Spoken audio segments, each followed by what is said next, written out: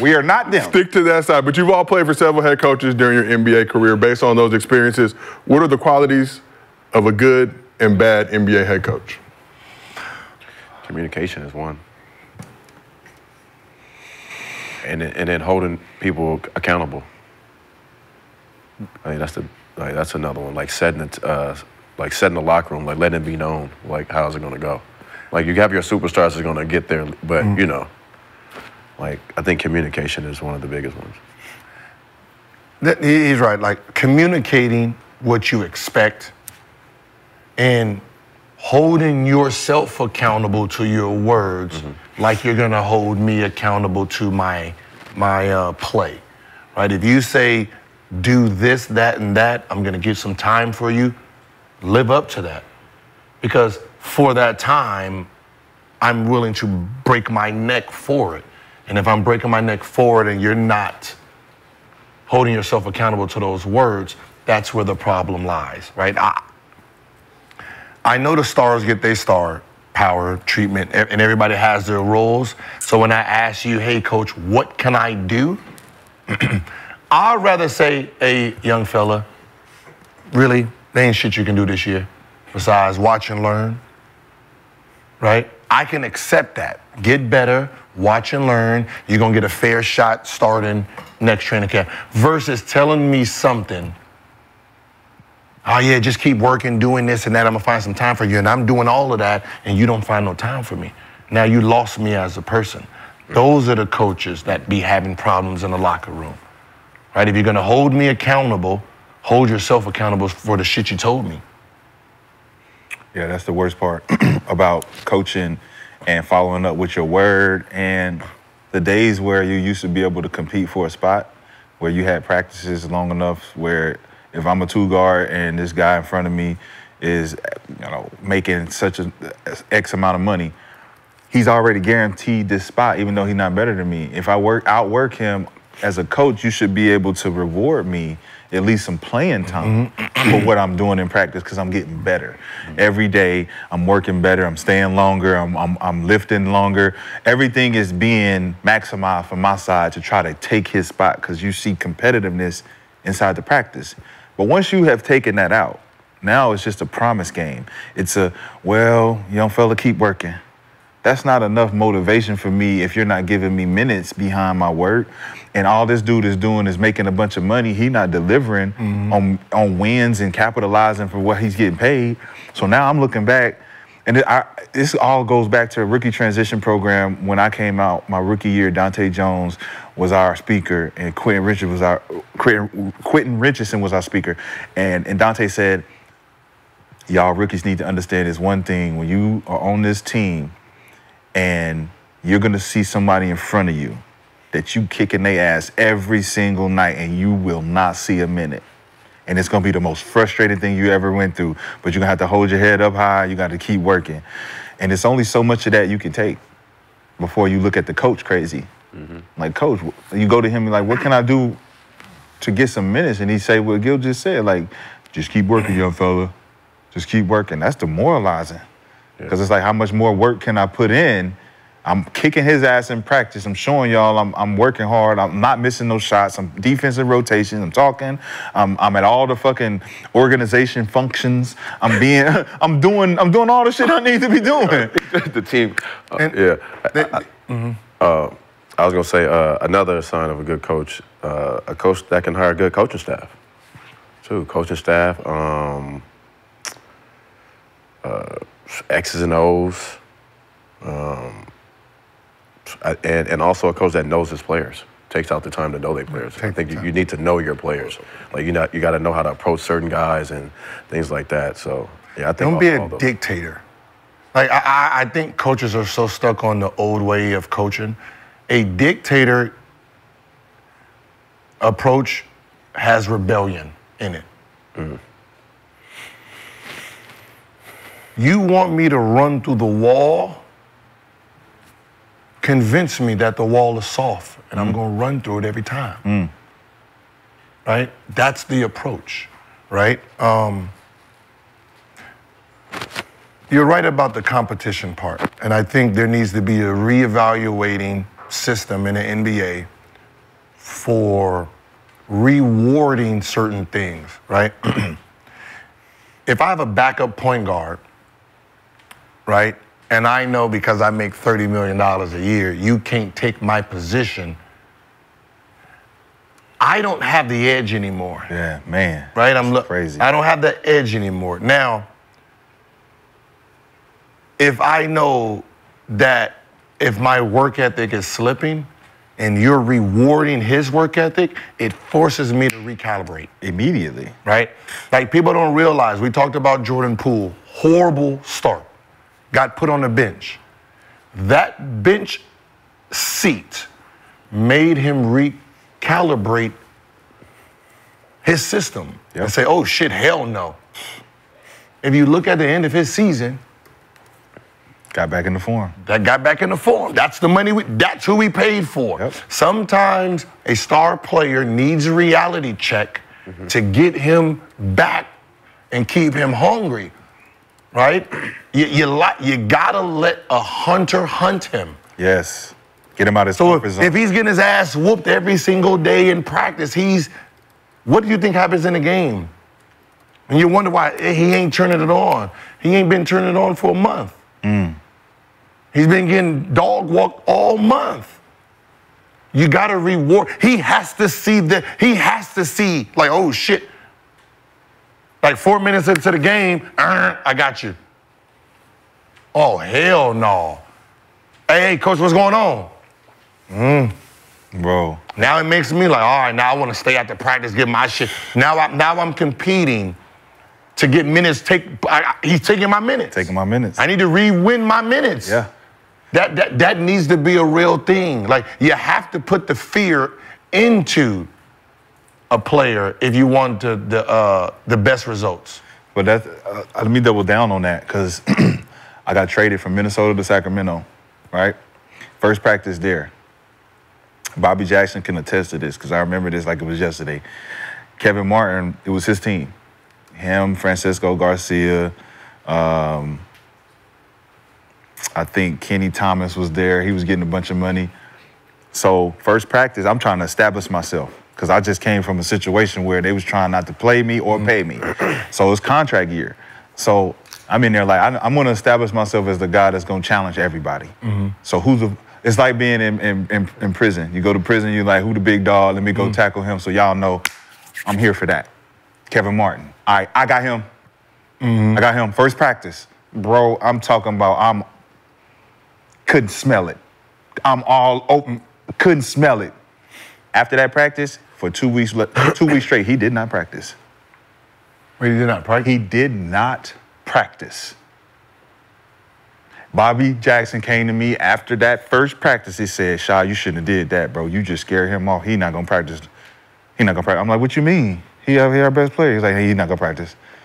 What you just did. Oh, see, that goes the other way. What you just did, you challenged his spot in front of everybody. You challenged him, and you showed him that there's someone better than him at his spot and that wanted it more than him. Because before I got there, he was just lollygagging around because it's Kevin Martin. He's making $20 million a game. I mean, $20 million a year. What happened after that? Did he leave? No, he was still there, but he still played, but he just... No, the next year, did they get rid of him? No. See, he's still the guy. Right, no, see, right there, I as a GM or something, I'm getting rid of him because he got tested in real time and he did not, like, this is not a game. This is a cover practice. for him, though. I can't cover, you can't change that behavior. Can't. Right? Like, when I was playing, I had Steve Blake. Steve Blake thought he was a starter, which helped me. Because that means in practice what you think Steve Blake was on. He was going hard. Right? Which forced me in practice to prove it. Every day I have to fight for this spot, knowing that, oh, they just signed me. But the fact that he felt that he was the better point guard. Yep. I'm fighting for my life every goddamn, which helps me out to compete. Yep. Right? I'm competing every day because he wants it. Right? Larry Hughes, when Chucky Atkins came, and I'm Mr. Hollywood now. And I ain't gonna go today, man, and I'm tired. Here comes Chucky Atkins. Hey, coach, that's the kind of star you got, coach. Shit, you might, hey, give me some of the minutes, coach. Yeah, hey, nah. Kobe don't do that. Go get my shoes. I got it. Nah, he think he's sweet over here, right? He think he's sweet. He did it every time. Every time I thought about wanting, like, hey, yo, my Take a legs break. You're gonna take a break. Coach is like, all right. break. Coach be like, Gil, take the day off. Coach gave me the day off. Here come Chucky. Oh, look at him, y'all. He's scared of me. Scared? He's scared. He must knew I was on fire. Like, give me my shoes. God damn. Right? Yeah. And those are the days that made me better. The days I didn't want to practice. Yep. He forced me to practice. I was that guy. I'm gonna You challenge need that. You need that. I'm gonna You challenge need that, bro. Yeah, But I it's feel not like to that. beat you. I'm not here to beat you. I'm here to make you better because you're on my team. You're not against me. So for me and my message to Kev, I never got to relay that because he thought I was his enemy. And it was like, bro, we on the same team. Imagine if you can dominate me in practice because we running Princeton offense. You know it better than I know it. So you're going to be able to get off in this offense more than I'm going to be able to defend you. But my challenge to you is I'm knocking you down. I'm fouling the fuck out of you every possession. You're not going to like me one bit, but what it's going to do for you in the game is you're going to be prepared for whoever's out there knocking you down. And I got your back. Because what you're doing to him in practice, they can't do it to him in the game. Right. And he not used to that. So if I'm, and that was me and Larry thing. I used to talk shit to Larry. Larry's all NBA defense, right? Now, in practice, your defense is heightened because there's no fouls. There's no rules. Yep. So if I can score on you and get the best of you in practice, what happens for me in the game, right? Those are the mental This is what you can't scout, right? This is what a draft workout cannot measure. I can't measure if a dude is going to compete for his spot or not, or he's going to quit when someone facing him that he physically, it's the compete part. I want to see you fight, right? Yeah, he might be beating you up, but there's rules that stop him when there's refs. Right now, there's no rules. What are you going to do? You're going to not practice for 2 weeks? Oh, no, I can't have that. I can't respect you. I can't respect you, bro. We in the trenches right now. We practicing. This is all training. Yep. This is all training, shooting. We in the trenches.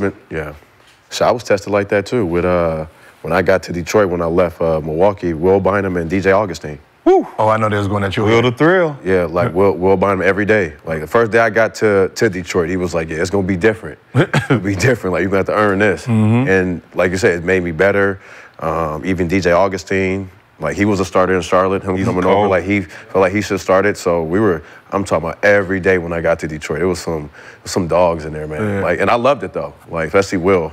So shout out to Will Bynum and DJ Augustine. For sure, bro. They Both pushed me. Will the Thrill, my homie. I think what y'all are saying, just the importance of role players on a team and helping uplift the stars, make the team better. Luke Ridnour too. Luke Ridnour, my rookie year. But you need a coach to understand that, to see it, to reward it, right? You need someone who is not above the duties. Yep.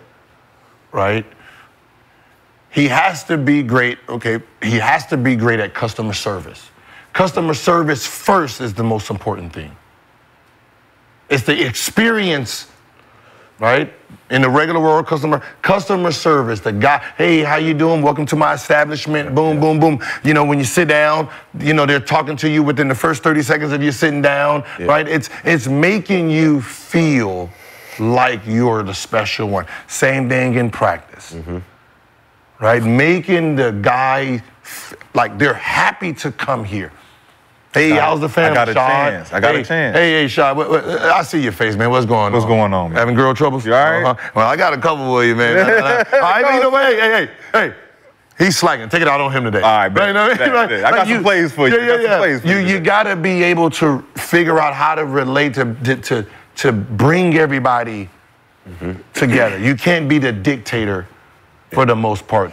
Your time does it anyway. When you're subbing, you want to be able, if I didn't sub you in today, like, God damn it, my bad, man. I got caught up in the game. I fucked up. I got you next game. My fault, right? Dude can be like, all right, bet, coach. All right. We good. Hey, good coaching. We won. So you know what I mean? So what if you don't get in next game? My bad. Hey, you know what? Next time, like at that 6-minute mark, you know what, at the 3-minute mark, sub your goddamn self in. Facts. Right? If I forget about you, sub yourself in. Just go ahead. Right? Yeah. Right? Because at the end of the day, the 3 minutes that you're going to get right now, that right there, that move right there gave you power, which gave me less of a headache. Because 3 minutes come, I ain't put you in, you get to sub yourself in. Right? You can be like, oh, shit, okay. Sub yourself in, you played your 3 minutes. If you're playing good, keep you in. If you're not, sub you out. But you felt like, okay, coach is cool. The biggest challenge a coach can give, and this is for any coach out there, and you're trying to be a coach and trying to understand players, the biggest challenge you can ever give a player is taking him off the first team in practice and put him on the second team. Hey, Josiah, get Brandon. You on the white team today. Brandon, you on the black. What? You had me on the second team, Rashad? Yeah, you on the second team. You dominate, but look, you dominating on the second team, right? You've been practicing very well, right? You've been practicing very well, but now you're on the first team. Yeah, for sure. You're on the first team, right? But it's all to get Brandon out the head out his ass. Brandon over there just thinking he could just show up to practice late, thinking he can just lunch. He's going through the motions. Hey, Josiah, you get him off. Now, if we're watching now Brandon's whole mannerisms through this challenge, what is he gonna do this practice? Is he gonna pack it in? Or he gonna show up and be like, Coach, don't you ever put me on the motherfucking black team? Because the one thing I learned about Kevin Garnett, Coach tried to take him off the white team and put him on the black team, and I ain't never seen nobody get cussed out like this. Don't you ever put me on them. I ain't no motherfucking black team. I am on the white team. I ain't never played on the black team since I came in this fucking league, and I ain't never gonna play on the fucking black team. Hey, you know what's so funny? The coldest shit ever, nigga. I was like, whoa. That is a thing. Yeah. My son, the young one, right? I remember I'm running, like, he has practice, and the coach, Daryl, for the Cavs, his rule is if you're late, you're not on. So theirs is black, right? Black is the first team. It's not even it's a thing. Like, black is the most loyal. Right, so there's guys who never played in the game, they're black, right? So everybody wants the black uniform, right? Or you get the white side. So my son is the best player on the team, right? If he's late to practice, you're white today, right? And he's like, yo, you gotta drive faster. He's gonna put me on the white team. Like, I can't be white. Woo. Like, nobody wants to be white. Nobody like, wants to be white. Fear in his face, right? Of the jersey switch, right? Was insane. Like, he's calling the coach. This is my dad. Look, coach, my dad. 5 minutes. How far are we? Coach, please. Like, he's begging not to be put on the white, but it made him accountable, knowing he got to go to practice every day, because if you don't, you ain't starting. You're going to be on the white team. You have to give achievements and you got to be able to take away things. Yep. Right? If no one has accountability growing up, when they get to a place that has accountability, they're not going to know how to act. Facts. And even watching KG do that, it showed me that even him at the highest level refused to allow the coach to put him on a team that he considered the lower level. And it would made him go harder. Like, he was like, no, I'm going to go hard. I'm going to prove to you why I'm always on the white team, motherfucker. Ain't nobody on the black team gonna beat us, because I'm on this side. So that made me say, like, all right, that's why I've always had that energy. When I was at Carolina and the coach tried to put me on the blue, guess who won that day? Blue team. Yeah, let's go blue. Let's go blue. Whoop they motherfucking ass all day. Don't you ever put me on the blue team. We gonna win every time.